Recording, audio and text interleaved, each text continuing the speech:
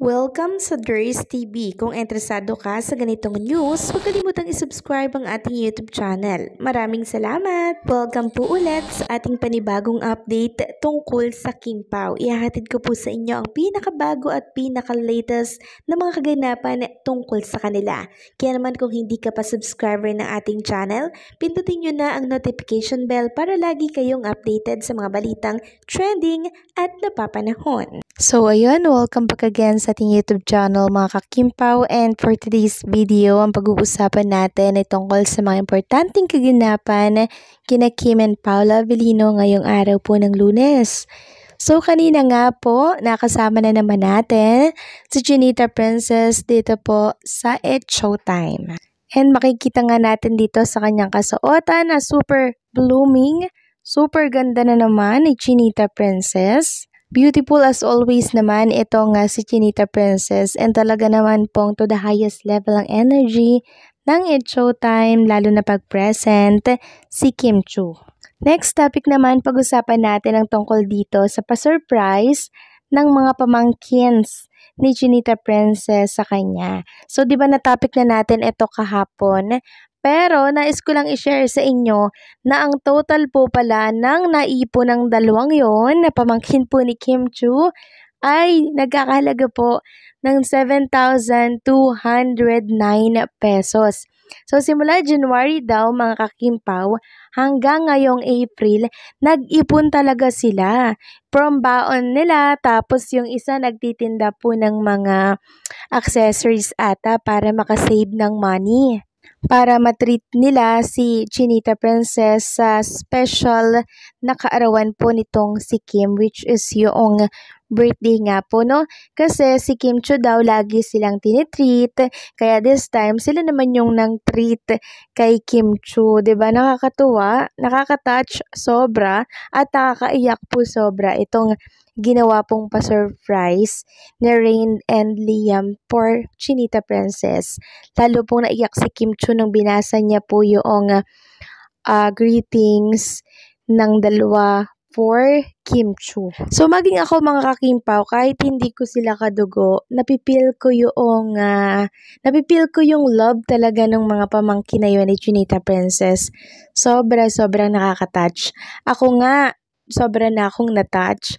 Si Chinita Princess pa kaya, nakadugo niya yung dalawang yun, di ba? Kaya halos maiyak po siya habang binabasa niya po yung letter. So, napakomment nga dito si Bella Padilla, no? Si Bestie Bella. Sabi po ni Bella, "Moms, sa dami mong in-order, nagtubig na lang sila Rain and Liam. So cute these dalagitas. It's true when they say that children emulate the adults that bring them up. The hard work is so worth it, Kimi."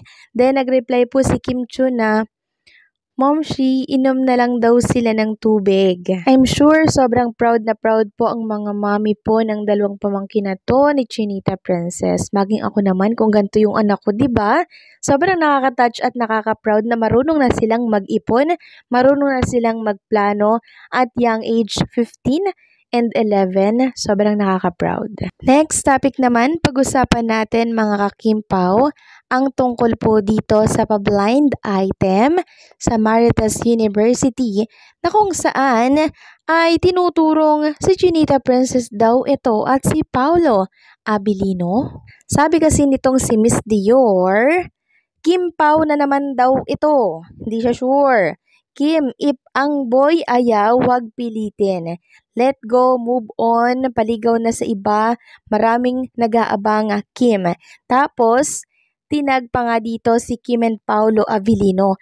Grabe din, di ba? So ano ba ang nilalaman po ng videong ito from Maritas University? So ako pinanood ko to mga Kim-Pao, and sabi nga dito, yung male guide daw ay nadadala lamang ng isang sikat na celebrity. Pag may endorsement daw mga Kim-Pao, itong si girl ay pinapakiusapan daw ni girl na isama din daw itong si boy. In other word daw mga Kim-Pao, nadadala daw ni Girl Siboy. Nahatak daw. Kaya itong Siboy daw ay no choice, kaya kumapit sa naturang love team. So ngayon, since ganyan nga po ang nilalaman ng naturang pa-blind item, abay meron pong nag-uugnay kay Kim at Paolo Avellino dito. Walang iba kundi itong si Miss Dior na kung saan talaga namang pinutakti at sinugod ng mga Kim Pao fans. So, si Kim and Paolo Avellino naman po ang nakita ng mga bashers, no? Sila na naman ang pinupukol kaugnay dito sa pa-blind item na to. Kasi mga ka-Kim Pao, sobrang sikat kasi ng Kim Pao. Kaya walang nakikitang ibang bashers, kundi sila na lang ng sila. Tsaka isa pa, hindi po kailangang makiusap ni Chinita Princess sa mga advertisers na yan para kuhanin si Paolo Avellino.